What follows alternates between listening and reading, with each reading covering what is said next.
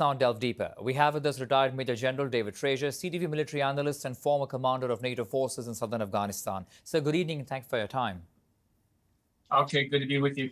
Let's start with the video, sir. The video of the hostages. It comes as Hamas is saying that it is studying Israel's latest proposal for a truce. What do you make of the strategy of releasing this video now? Well, I think, Akshay, it's strategic that they want to actually put pressure on the Israelis to come to a negotiation to get back their hostages by showing that two of them are allegedly alive. We haven't got this dated, but the indications are that the videos were taken recently.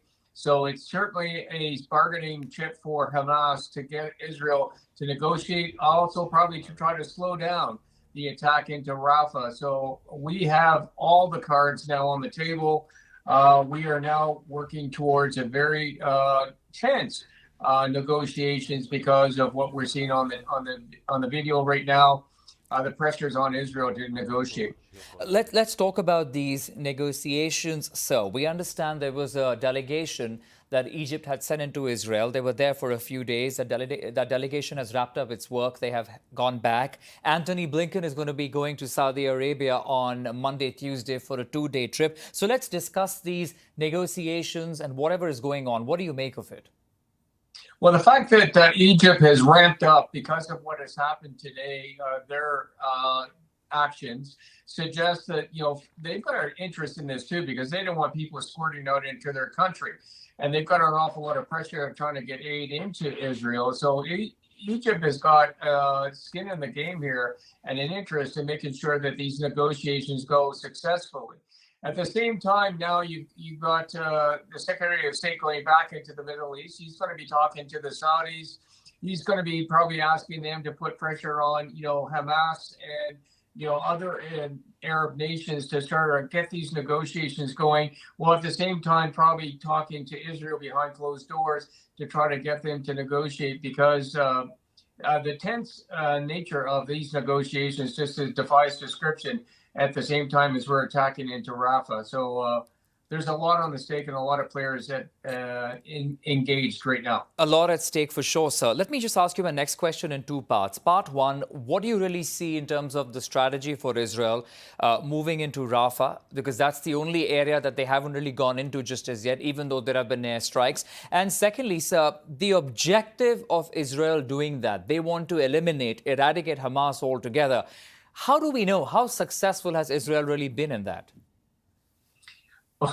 Well, let's just take the easy part. Their success rate. I don't think that has been very successful, because you cannot destroy Hamas. You cannot destroy an ideology. And the more people you kill, the more you reinforce the ideology. But Israel has been resolute in their destruction of Gaza. This is the last area they haven't gone into. They are going into Rafah. They are trying to find their hostages at the same time, but by the very nature of the war has squirted up behind them and all the way back up to the north. So their success rate is going to be subjective. It's not objective, and their strategy is just to level the rest of Gaza and just to honestly say to the world and to their Israeli citizens, they have turned over every stone looking for Hamas. But that puts hostages at a very big risk. Actually, you're 100% right. I mean, the hostages have been literally the pawns that Hamas has used from the very get-go. And today, by releasing these videos, Hamas is using those hostages for a big bargaining chip. They are only important for the political, leverage that Hamas can use them for. And every day that Israel goes in, they actually just leverage the hostages to a new level. Indeed, sir. And like you said, we're reaching a very, very critical phase of this war. We appreciate you joining us and breaking it all down. Major General David Fraser, CTV military analyst and former commander of NATO forces in southern Afghanistan. Thank you so much, sir. I'll say thank you.